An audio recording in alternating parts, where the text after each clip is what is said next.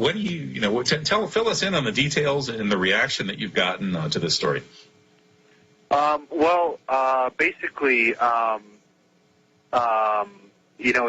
there was a group of art students that I came across. Somebody had sent me a lead on a story, and I wasn't quite sure about it. I got the New York Times article and looked into it, and apparently these art students were a part of the Lower Manhattan Cultural Arts Program. Now, the Lower Manhattan Cultural Arts Program was on floors 90 and 91 in World Trade Center Tower 1. But this Israeli art student, I think some people got a little misconception about what I was reporting. It was an innocent art stunt, yada, yada, yada. But as I dug a little bit deeper, one of the art students who was a part of the Lower Manhattan Cultural Arts Program, there was 15 involved in the bee thing stunt for gelatin, which is the name of that prank that I showed the photos of, the art prank that they removed a window and wheeled a deck out. One of those art students, his name is Hanan Sarfati. Now, that gentleman was in the Lower Manhattan Cultural Arts Program. I don't know if he was there that day, but he did. He was a part of the Lower Manhattan Cultural Arts Program. If you go back to Lower Manhattan Cultural Arts Program, the list of a lot of those guys is not there anymore. The DEA original arresting report shows this information. Why the Lower Manhattan Cultural Arts Program doesn't show this anymore is the mystery to me, but the DEA report shows it, that he was a member of that program. Well, that's interesting because he's an Israeli military intelligence officer who rented 2 Hollywood apartments close to the mail drop and apartment of Mohammed Atta while he was in Los Angeles at the very same time. Now, wait a minute. This is the guy Hanan Sarfati, who's part of the Lower Manhattan Cultural Arts Program that allowed these guys to set up and do their stunt in the tower. Right. Correct. Okay. And this man, Hanan Sarfati, was carrying bank slips showing more than $100,000 deposited from December 2000 through the first quarter of 2001. Other bank slips showed withdrawals for about $80,000 during the same period. Sarfati's apartment, serving as cash pad, was also for at least 2 other art students who were located, I'm not going to give out the addresses, but I have those addresses, where allegedly lead hijacker Mohammed Atta's mail drop was. And they were also, both Atta and Marwan al-Shehi, were renting an apartment 2 blocks away from Hanan Sarfati when he was in Florida at the very same time. What a coincidence. They just keep bumping into each other. Right. And so DEA agents, and the reason why they found all this out, by the way, was because they were tracing these guys a part of an Israeli art student spy program. There was about 140 to 200 Israeli art students that were penetrating military bases. If you watch my film Core Corruption, I show the report. These guys penetrated DEA, IRS, Pentagon, military bases, you name it, and the ATF. And they did it because they claimed to be art brokers and art students. They would walk around with art portfolios and say, hey, I've got to deliver this. It's a very expensive art. Yeah. Somehow they made it past security, and they were walking around the halls of the Pentagon. And they ended up penetrating the entire United States security.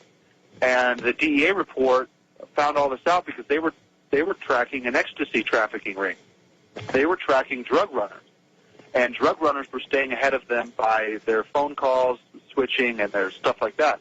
And when they came across the fact that these guys were ex-Israeli military and they were spying, and they were certain of this, the investigation was put into a top-secret compartmentalized report, and the DEA raided an Irvington apartment in Texas, and Hanan Sarfati was down there in Texas as a part of this Israeli spy ring.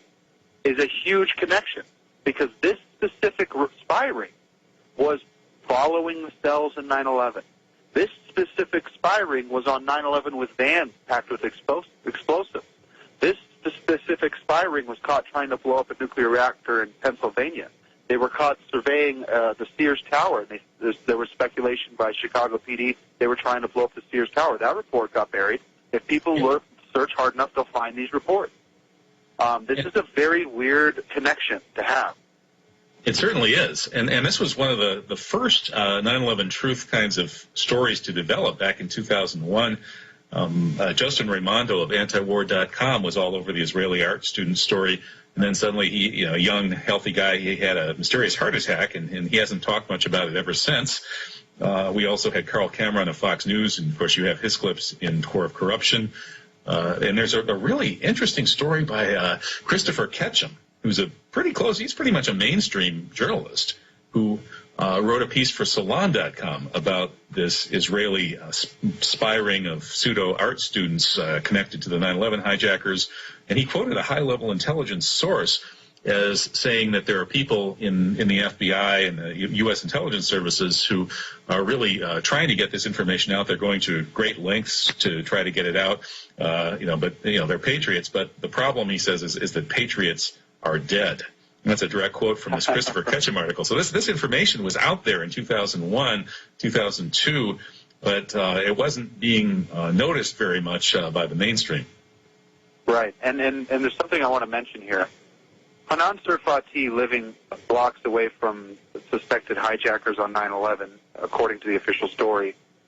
The reason why that's interesting is because, remember, September 21st, 2001, CNN reported that FBI Director Robert Mueller acknowledged that some of those behind the attack may have stolen the identification of the people they believe to be the hijackers. Now, the reason why that's interesting is because what if Hanan Sarfati, living blocks away from where allegedly Otto was in Florida and where he allegedly was in L.A., now it looks a little interesting. Because remember, none of these guys' names show up on flight manifest.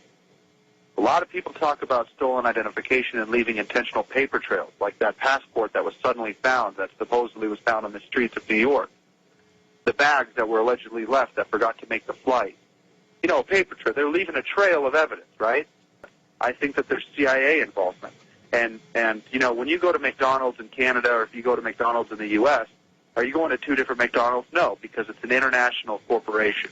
This is how the intelligence apparatus works for the Western establishment. If you go to Britain, their front offices are called MI5.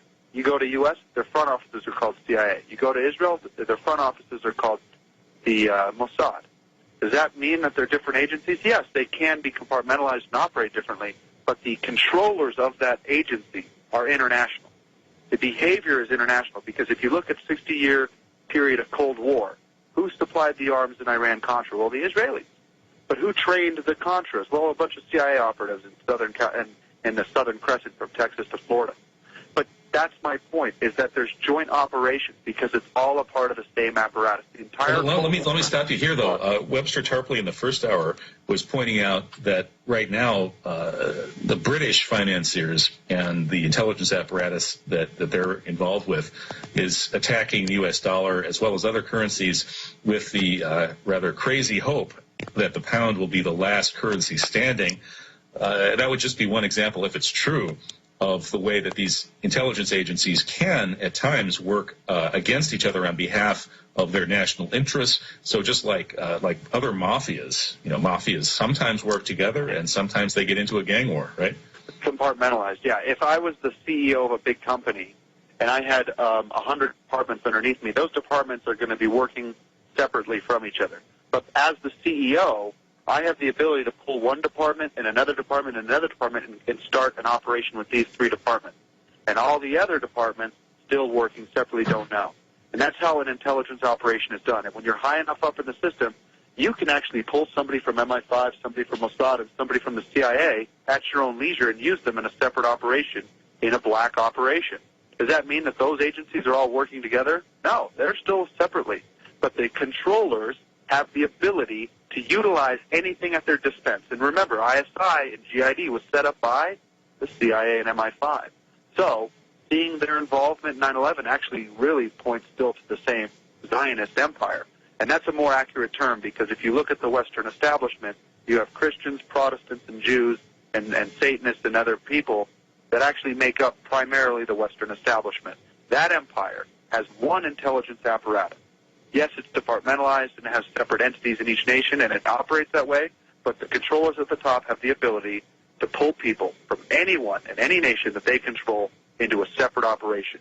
And 9/11 has every single sign pointing to that establishment, that Western establishment, which would suggest that the people behind 9/11 are from that establishment and nowhere else, which means we should stop looking in the Middle East and start looking upwards and upstream into our own establishment in the private sector and in government sector, maybe big defense contractors, maybe black operations, maybe military, maybe banking families. We don't know, but up at the top there, they have the ability. Indeed, look up, not out. And maybe if we look up at who's really ruling us, we will be motivated to make some changes, because those folks ruling us are not good people, and they don't have our interests at heart. I'm Kevin Barrett, talking right now with Jonathan Elenoff of coreofcorruption.com, and we'll be back for one more segment. You can